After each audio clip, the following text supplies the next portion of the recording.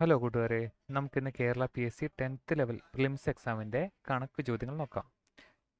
ആദ്യത്തെ ചോദ്യം 2√2 plus 3√2 minus √8. √8ന് ഞാൻ 2×4 എന്ന് എഴുതി. അങ്ങനെ ആകുമ്പോൾ ഇത് എത്രയാവും? ഇത് 2√2 എന്നായി.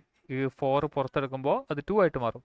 ഈ പ്ലസ് 2√2ഉം ഈ മൈനസ് 2√2ഉം ക്യാൻസലായി. ബാക്കി നമുക്ക് എന്തേ ഉള്ളൂ? അവിടെ 3√2 എന്ന് മാത്രമേ ഉള്ളൂ. ഇവിടെ ആൻസർ വരെ ഓപ്ഷൻ ബി ആണ്, 3√2. അടുത്തത്, ഒരു ക്ലാസ്സിലെ 25 കുട്ടികളുടെ ശരാശരി വയസ്സ് 13.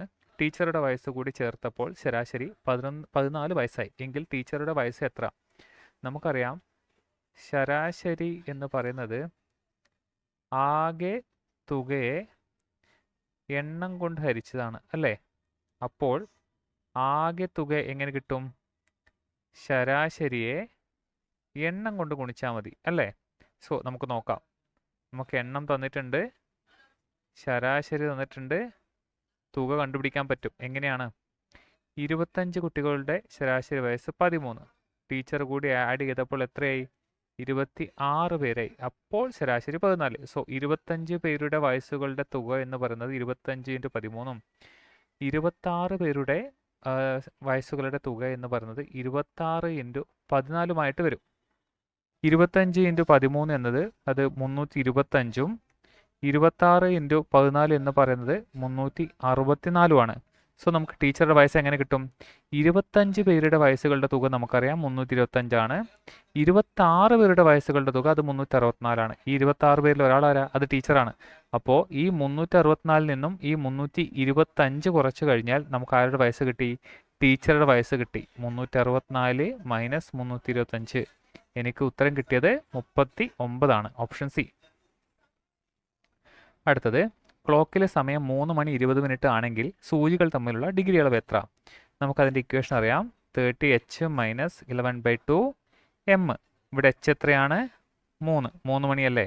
11/2 m എന്താണ്? മിനിറ്റ്. എത്ര മിനിറ്റാ? 20. ഇത് സോൾവ് ചെയ്താൽ മതി.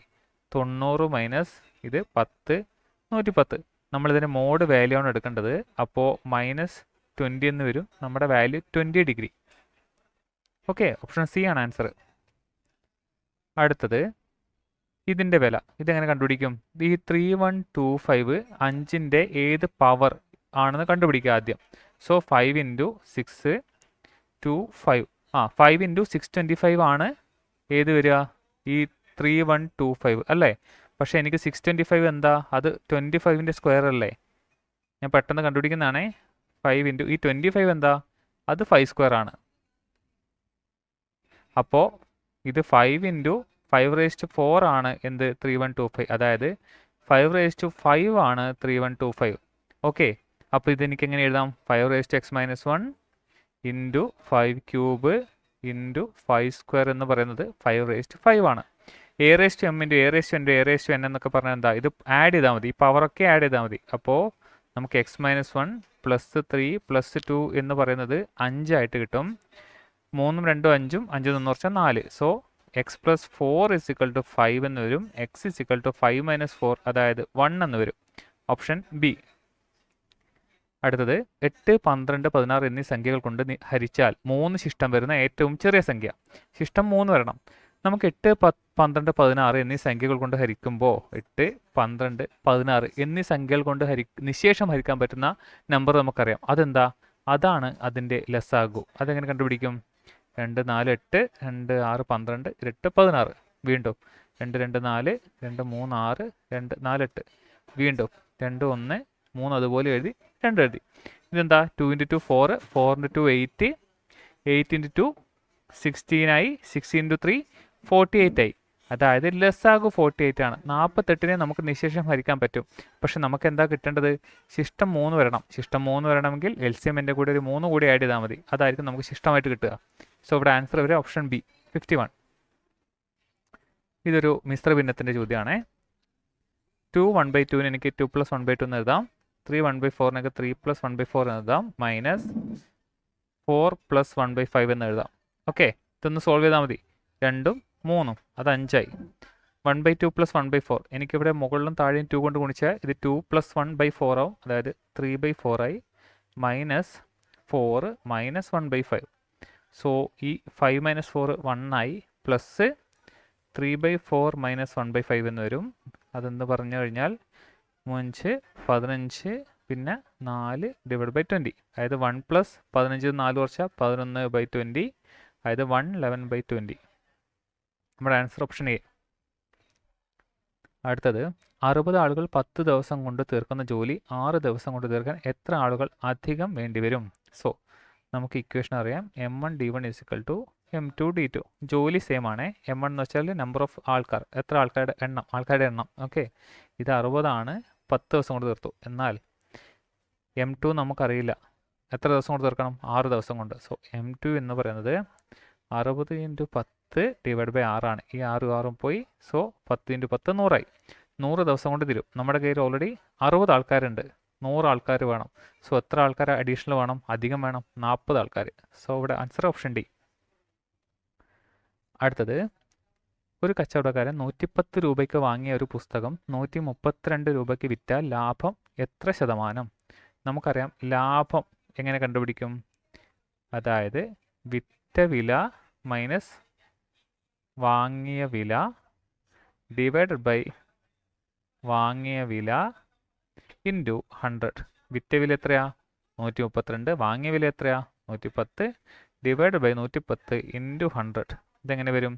22 ഡിവൈഡ് ബൈ 110 ഇൻറ്റു 100 എന്ന് വരും. ഈ 0 പോയി, ഇത് 2 പ്രാവശ്യം പോയി. സോ 20% ആണ് ആൻസർ. Option B. അടുത്ത പദം ഏത്? അടുത്ത ചോദ്യമാണ്. 3 7 15 31. നോക്കിയാലോ, ഇത് പ്ലസ് 4 4 3 7 ആണ്. 7ഉം എത്രയാണ്? 15. 8ഉം 7ഉം ആണ് 15. 15ഉം 16ഉം ആണ് 31. അപ്പോൾ ഇത് എത്ര ആയിരിക്കും? ഇത് 4, ഇത് 8, ഇത് 16. അപ്പോൾ സ്വാഭാവികമായിട്ടും 32 ആയിരിക്കണ്ടേ? ഇത് 3 ആവും. 63 ആയിരിക്കും അടുത്ത നമ്പർ. Option C. അടുത്തത് ഹരിക്കണം എന്നുള്ള ഓപ്പറേഷനാണ് നമ്മൾ ആദ്യം ചെയ്യേണ്ടത്. സോ അതിന് ഞാൻ ബ്രാക്കറ്റ് ഇട്ടു.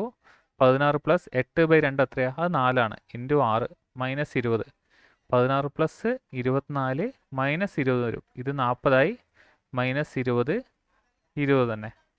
Option B. അടുത്തത്, താഴെ തന്നിരിക്കുന്നവയിൽ ഏതാണ് 3 6 11 18 എന്ന ശ്രേണിയിൽ ഉൾപ്പെടാത്തത്? 3 6 11 18. നമ്മുടെ ശ്രേണിയിൽ എങ്ങനെ കണ്ടുപിടിക്കും? ശ്രേണിയുടെ ബന്ധം നമുക്ക് കണ്ടുപിടിക്കാം. ഇത് 3 3 ആണ്, ഇത് 3 5 ആണ്, ഇത് പ്ലസ് 7 ആണ്. 3 5 7. അടുത്ത സ്വാഭാവികമായിട്ടും 9 ആയിരിക്കും. അപ്പോൾ 27 ആയിരിക്കും. അടുത്തത് 11 ആയിരിക്കും. അപ്പോൾ 38 ആയിരിക്കും. സോ 38 നമ്മുടെ ശ്രേണിയിൽ വരും. സ്വാഭാവികമായിട്ടും 38 വരുമ്പോൾ 37 വരത്തില്ല, കാരണം 37 ഇതിൻ്റെ ഇടയിലുള്ള ഒരു നമ്പറാണ്. സോ 37 ആയിരിക്കും. വേണമെങ്കിൽ നിങ്ങൾക്ക് അത് ചെയ്ത് നോക്കാം. അങ്ങോട്ടേക്ക് 37 തന്നെ ആയിരിക്കും ആൻസർ വരുന്നത്. ഓക്കെ, മേ ബി ഇനി 2 ഓപ്ഷൻ ഉണ്ടോ എന്ന് വേണമെങ്കിൽ നിങ്ങൾക്ക് ചെക്ക് ചെയ്യാം. അങ്ങനെയാണെങ്കിൽ ക്വസ്റ്റ്യൻ ഡിലീറ്റ് ചെയ്യും. പക്ഷേ ഇവിടെ വരുന്നില്ല, 37 തന്നെയാണ്. വേണമെങ്കിൽ നമുക്ക് നോക്കാം. ഇനി അടുത്തത് 13 ആണ് വരുന്നത്. അപ്പോൾ എനിക്ക് 51 വരും. അപ്പോൾ 51 നമുക്ക് ഇവിടെ ഉണ്ട്. 38 ഉണ്ട്. ഇനി ഇതിൻ്റെ കൂടെ എത്ര ആഡ് ചെയ്യണം? 15 ആഡ് ചെയ്താൽ 66.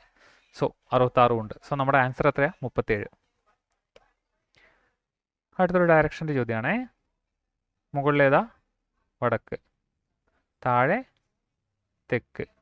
ഇത് കിഴക്ക്. ഇത് പടിഞ്ഞാറ്. അതായത് north east west south. Okay, Suresh 7 kilometre കിഴക്കോട്ട് സഞ്ചരിച്ചു. ഇതാണ് സുരേഷിൻ്റെ പോയിന്റ്. 7 കിലോമീറ്റർ കിഴക്കോട്ടേക്ക് പോയി. അവിടെ നിന്ന് വലത്തോട്ടേക്ക്, സുരേഷിൻ്റെ വലതുഭാഗം ഇങ്ങോട്ടാണ്, താഴോട്ടേക്ക് 4 കിലോമീറ്റർ സഞ്ചരിച്ചു. അതിനുശേഷം വലത്തോട്ട് തിരിഞ്ഞ് വീണ്ടും 7 കിലോമീറ്റർ. ഇതാണ് വലത്തോട്ട് തിരിഞ്ഞിട്ട് വീണ്ടും 7 കിലോമീറ്റർ. ഇപ്പോൾ അയാൾ യാത്ര തുടങ്ങിയ സ്ഥലത്ത് നിന്നും എവിടേക്ക്? ഇതാണ് യാത്ര തുടങ്ങിയ സ്ഥലം. അവിടെ നിന്ന് എവിടെയാണ് ഉള്ളത്? അതിൻ്റെ താഴേക്കാണുള്ളത്. എത്ര കിലോമീറ്റർ? 4 കിലോമീറ്റർ. താഴേക്ക് പറയുമ്പോൾ അതിൻ്റെ തെക്ക് ഭാഗം 4 കിലോമീറ്റർ തെക്ക്. Option A. അടുത്തത്, ഒരു ക്ലോക്കിൽ സമയം 4 മണിയാകുമ്പോൾ മിനിറ്റ് സൂചിക്കും മണിക്കൂർ സൂചിക്കും ഇടയിലുള്ള കോൺ എന്താണ്? 30 × h മൈനസ് 11/2 m. m ഇല്ല, m 0 ആയി. പിന്നെ 30 × h മാത്രമേ ഉള്ളൂ. അപ്പോൾ 30 × 4 എന്ന് വരും. 120 ഡിഗ്രി. Option C. സിമ്പിൾ അല്ലേ? അടുത്തത്, 3:12 = x:60 ആയാൽ എക്സിൻ്റെ വില എത്രയാണ്? നമുക്കറിയാം a:b = c:d ആയാൽ a/b = c/d ആണ്. സോ 3/12 എന്ന് പറയുന്നത് x/60ക്ക് തുല്യമാണ്. സോ x എന്ന് പറയുന്നത് 3 × 60 / 12. സോ 12 ഇതിനകത്ത് 5 പ്രാവശ്യം പോയി. 3 × 5 15. Option D.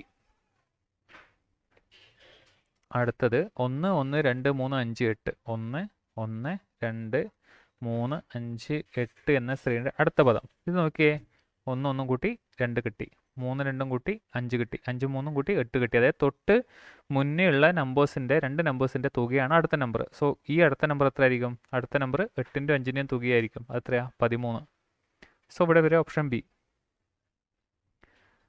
അടുത്ത നമുക്ക് നോക്കാം. 3 × 2 എന്ന് പറഞ്ഞത് 9 ആണ്. 4 × 3 എന്ന് പറഞ്ഞത് 13 ആണ്. 5 × 4 17 ആണ്. അപ്പോൾ നമുക്ക് 6 × 5 കണ്ടുപിടിക്കണം. നിങ്ങൾ ഈ പാറ്റേൺ നോക്കിയേ, 3 4 5 6.